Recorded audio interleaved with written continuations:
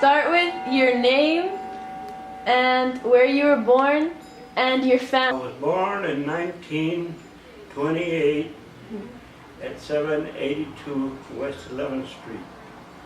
And that's just one house away. Yes, so there. That was 1928. And as I grew up on this block, and then from here, as I grew up, I went to Hamilton School. That was on the corner of 9th and Hamilton. And now they changed the name of it to Mendoza School, Candy Mendoza. He was born on the next street over. And he was the first Spanish guy to graduate from the college in Claremont. And he wound up being the principal over here at the Hamilton School. And later on in years, he wound up being the superintendent of the schools here, Pomona. Well, and after that, I went to Fremont School, and then I used to work for my dad. He did a lot of work, city work and stuff. And so after that, I went to work one time in 1946 to the fairgrounds. And then it was time for me to sign up for the draft.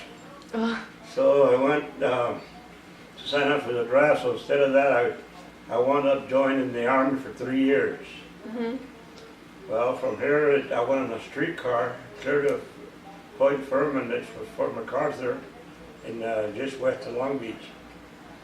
From there, after they swore us in and everything, we wound up coming back in a steam train. It went right through Pomona here, and we wound up in San Antonio, Texas. And that's where they went to boot camp. Well, after boot camp, they sent me to Keesler Field, Mississippi. And from Keesler Field, Mississippi, I wound up in McNeil Field, Tampa, Florida. And I was supposed to go in the airborne at the time, but still they put it through the Air Force, because at that time it was still Army Air Force. Well, one day after that, I went to mechanic school, and then they sent us to driver school, so I used to drive around the base there and everything, and then I used to work for base operations a while. So one day, they came and said my paperwork went through to go to jump school in Fort Benning, Georgia. Well, I went to jump school in Fort Benning, Georgia, and after I graduated, we went through glider training. They didn't have helicopters in those days, so we had glider training and we had jump training. And after that, I got mixed up with some boys over there that was straight from K Company. They were from Fort Bragg, so I started talking to them, and anyway, the guy said, well, I'm going to stay in the infantry. And so I did. I said, okay, I just signed up for the infantry. And so I wound up in Fayetteville, North Carolina. Well, after that, they sent me a deal from McNeil Field if I was going back. I said, no, I'm going to stay over here now. So I stayed with the infantry. So every year I started going, and all the ones that went through jump school with me at the same time, they followed me to K Company, 504. And so then from there, I stayed, and we did a lot of demonstration teams all over. We did some in Washington, D.C. when they changed over to the Army Air Corps to just regular Air Corps. So we jumped over there in Washington, D.C. And later on in years, went through, we started training for Korea. That was 1949.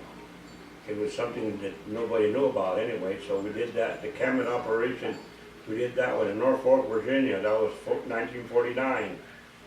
After that is when I came home, and after I got out, they froze everybody, gave everybody a year extension.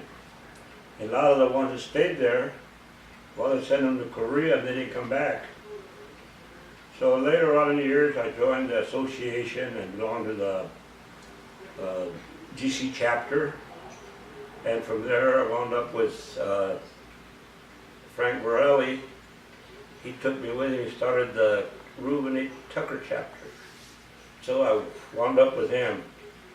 And we did a lot of conventions, everything, and we wound up every year we'd go to Fort Bragg because they had All American Week there, so we'd go there to that. And anyway, after I got out, we went to do I joined the Hispanic Airborne, and then I was in the with the AMVETS. We joined all this, and we had our own team, burial team. And then did quite a few burials and everything, and we wound up being State Honor Guard. And then after that, with the Hispanic Airborne, for the 50th anniversary of bombing Pearl Harbor, we did that too, and we paraded there right through Waikiki and all over. And then after that, we came back and they had the 50th anniversary for all the airborne units. They had that in Washington, D.C. I think that was in '90. So we went to that one too. And that's where we paraded there for the 50th anniversary. And we did quite a few things in D.C. So we're the ones that sponsored the thing for General Westmoreland and all them. And so after that, come back, start doing some more demonstrations, and we went a lot of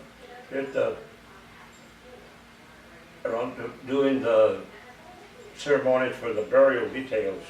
We were doing about 100 a year of burial details. Wow. Yeah, and later on, one time I was here, did quite a few parades here and everything. And one time, they come and asked me if I wanted to be Veteran of the Year in Pomona. I said, well, I'll do it, so I did it. Anyway, so I wound up going to Sacramento with Assemblyman, his name, Freddie Rodriguez.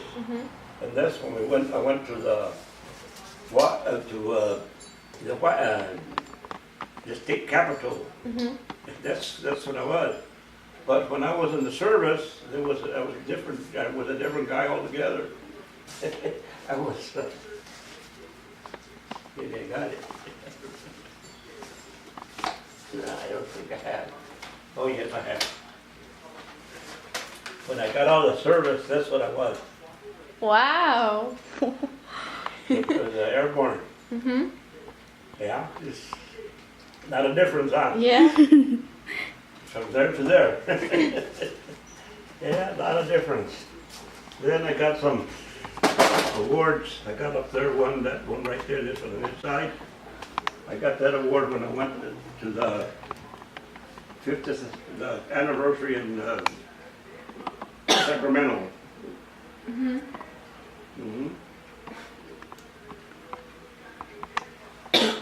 Yeah, I got. This was a magazine. We went through that thing in Sacramento where it had all the names in it and everything who was in it. Veteran of the Years. What year was that? A while back. 2015. 3 years ago. That's when it was. Then, when I was in, this was when I was in airborne. This is when classes, the old time classes. They had these parachute tails that had big motors on them with big fans. They'd lay you there and they'd blow you up, and you had to learn how to get up and contract that parachute. Oh. Here's some of the guys that were there, and we even trained with Brazilian teams. We trained with them. That's cool. Yeah, and see, this is one of the ones when we went to when we changed the thing from the Air Force days, from Army Air Force to Air Force, and we jumped in Washington, D.C. This is the place the last one we jumped out of, right there. Wow. Yeah, the C-82s. That's when you made the landing in the ground. That's cool. Eh? And then every year, the night before the fair opens, Ball used to make us go try all them rides and everything. That's what was that right, trying the rides. We had to try them all to make sure they were all in good condition. Then here was the parking lot stuff, and then here's where they start bringing the monorails in. You'll never see them there again. They took everything down, see?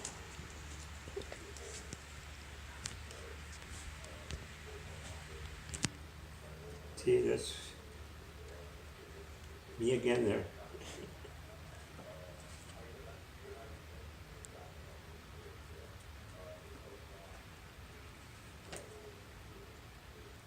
See, here they're putting the monorails together.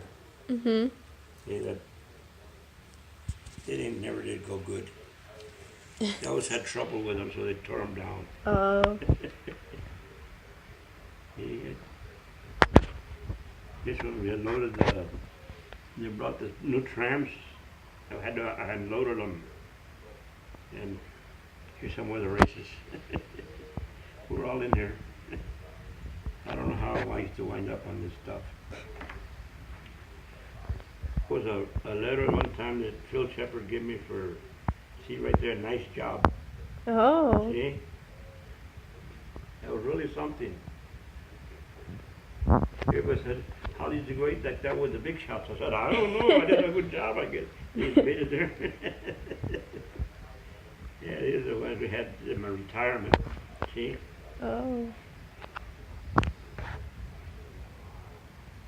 Yeah, they do little things like that for retirement. There I'm again, see? Oh, you made it on the newspaper. Yeah, it was just telling you to get around. What year was that? There somewhere. Here. 1985. Well, after we went to we'd go to the conventions. One time went to Buffalo, New York. Well, Ali took us over there for that convention, and Dora and I wound up in Niagara Falls. How did that happen? Yeah, we wound up in Niagara Falls. Yeah. Then we used to go quite a few cruises. Went to the Caribbean a few times. And Mexican Riviera, went all over. And then we used to do square dancing too. Wow. Yeah, we did a lot of square dancing. That's fun. Yeah, so I didn't get the spit off. Anyway, we used to go and we used to wind up and with Donnie Martin, them with Foot and Fiddle from Laverne, but we had Happy Times Square from here from GD. Pomona. Yeah, we wound up in Las Vegas square dancing. Long time. Yeah. Parachute Infantry Regiment. We used to go to Albuquerque. Had conventions there. We'd go all over. Did them. Quite a few in Redding, California. We did them, all them. Everywhere. Tucson, Arizona. Did them all. And then when I was 72 years old, I went to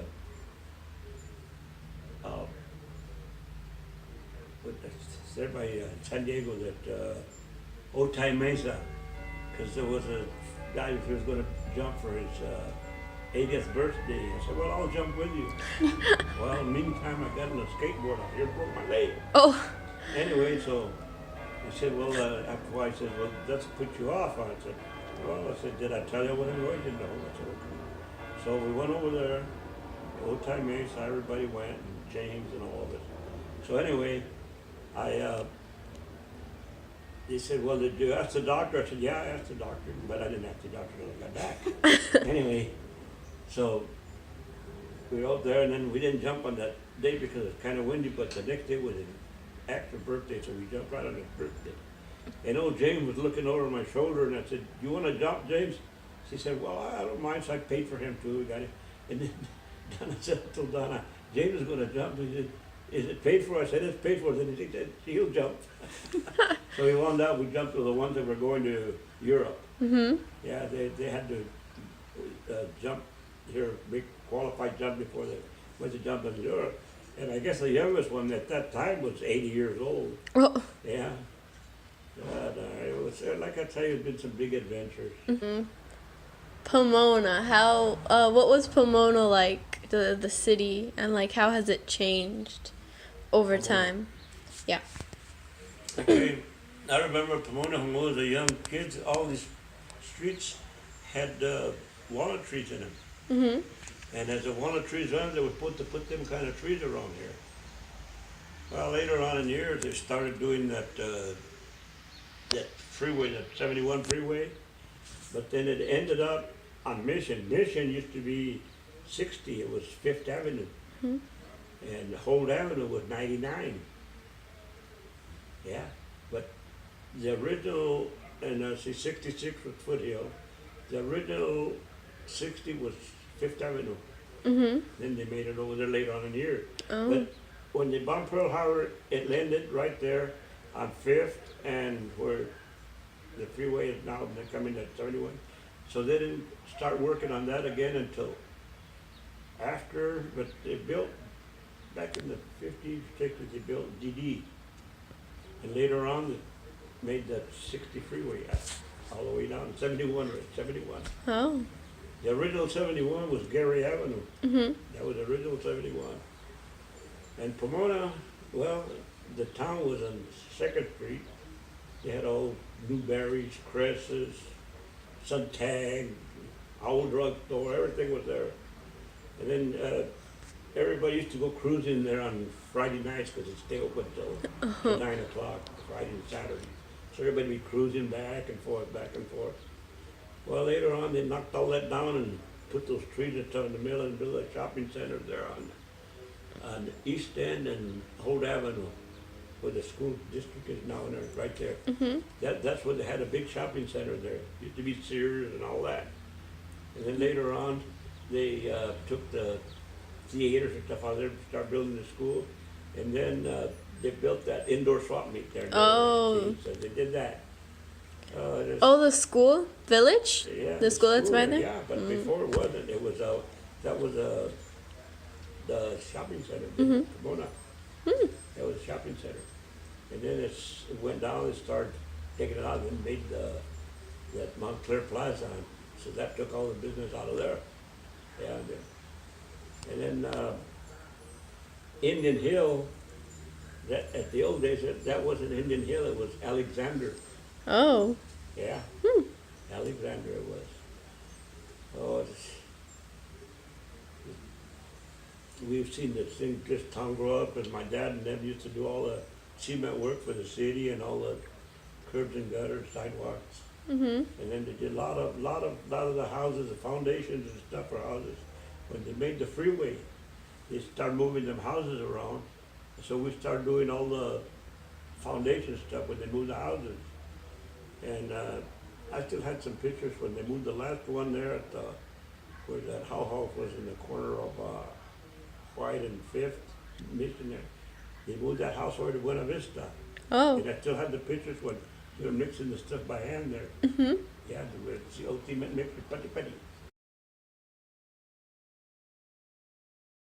Oh, the Great Depression. Huh? Do you remember the Great Depression?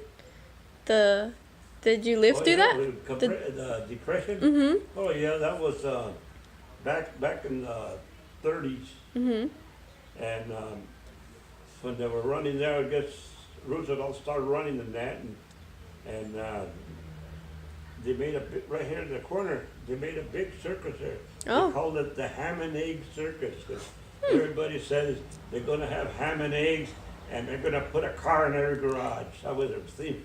Died. But right there is where they made that circuit for that president. So Roosevelt did. He got in. Mm-hmm. So he stayed there, and I remember when he'd run, and pretty soon he was run for the 2nd term, and then they had signs up for no 3rd term, no 4th. Well, he got in. Well, and he went to so when he sent everybody to the When they bombed Pearl Harbor, he was in there, and that's when he declared war with Japan. And after that, he sent some of our troops went to Europe, Mhm.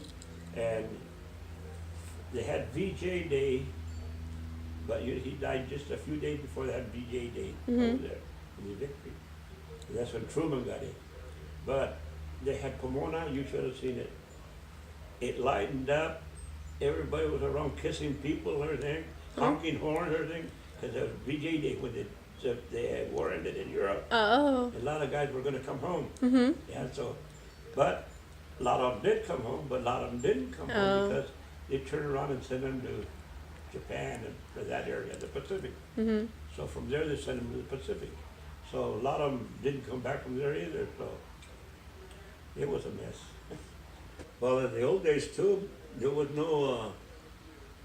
They didn't have these rock crushers and stuff. And my dad, as a business, they had to go haul their own rocks and gravel and stuff out of the washers. Oh. They'd have to screen it by hand.